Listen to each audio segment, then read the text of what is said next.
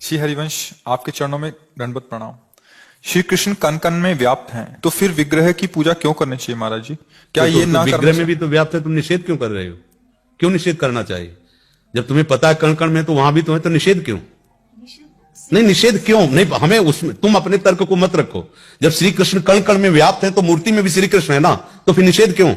फिर आप क्यों कहते हो क्यों पूजा करनी चाहिए? उनकी रुचि है, उनकी रुचि जब कण कण में व्याप्त है तो उसमें मानकर पूजा करें, तो निषेध क्यों? ये वृत्ति क्यों? नहीं, गलत बात। जब ये तुम जानते हो कि श्री कृष्ण कण कण में है तो मूर्ति में भी है ना, तो पूज रहा तो प्रणाम करो उसको। उसके निषेध वृत्ति क्यों लाई रही हो? समझ पा रहे हो नहीं पा रहे? बस यही हमें गुस्सा दिलाती, यही बात है कि ज्यादा बुद्धि लगाओगे ना तो परेशान हो जाओगे। परमात्मा प्राप्ति की तो बात जाने तो आस्तिकता भी चली जाएगी। आजकल लोग यही है कि हम तो निराकार की उपासना करते हैं। बिना गुरु के तुम्हें ज्ञान हो जाए तो हमें बताना।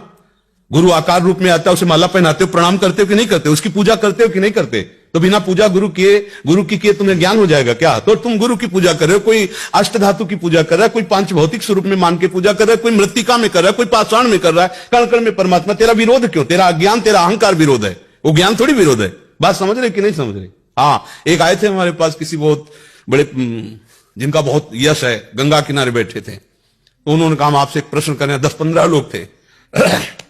तो हम कहा बताइए। बोले जो मूर्ति पूजा करते हैं अज्ञानी है, तो परमात्मा निराकार है, तो साकार कैसे हो सकता है? हाँ, वो इतना असमर्थ है कि साकार नहीं हो सकता। वो इतना असमर्थ है कि साकार नहीं हो सकता। तुम्हारी सोच है। अरे जो निराकार वही साकार, जो साकार वही निराकार। कैसे? बर्फ में जल ही जल भरा हुआ है, आप उसको रख के देखो, जल हो जाएगा। जल ही और बर्फ है, बर्फ ही जल है। वो आकार धारण करे तो परमात्मा, और ना धारण करे तो परमात्मा। ये बैर विरोध। बोले आकार की पूजा से बात नहीं बनती। तो हम कहा ठीक है, आप जिनके अनुयायी हो कभी उनको प्रणाम करते हो तुम? बोले हाँ, वो तो रोज हमारे घर में छवि विराजमान। हम कहा फिर किसके निषेध किसको कर रहे हो? किसको निषेध कर रहे हो? घर में छवि विराजमान किए हो, वहां जाते हो, माला पहनाते हो, प्रणाम करते हो, तो आकार की तो पूजा कर रहे हो ना। अब चुप। मंत्र कहां से मिला था? निराकार आके बोला था तुम्हें।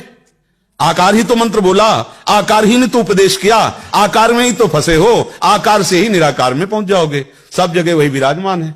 जो आकार रहित है वो सब जगह विराजमान है। उसी ने अपने आकार को प्रकट कर लिया है। उसी के सब आकार हैं, और वो सब आकारों से रहित निराकार है। वो सबसे परे है, सब में भरे। या रात से रघुनाथ कर भेग न जाने कोई, और जो जाने रघुपति कृपा सपने मोह न हो। 8-10 अंधे थे, तो बोले हाथी कैसा? तो एक ने जांग पकड़ी, बोले ऐसा लंबा लंबा। एक ने कान पकड़ा, बोले सूप जैसा। एक ने पूंछ पकड़ी अपने। संपूर्ण हाथी तो नेत्र वाला देख के बताएगा, और नेत्र वाला हंस रहा है कि वो आपस में झगड़ रहे। नहीं, हाथी सूप जैसा। बोले हाथी नहीं, खंभे जैसा। तो एक ने खंभे की जैसी आकृति पकड़ी, उसकी जांग की, और एक ने सूप जैसी कान की, लेकिन वो हाथी के अंग हैं।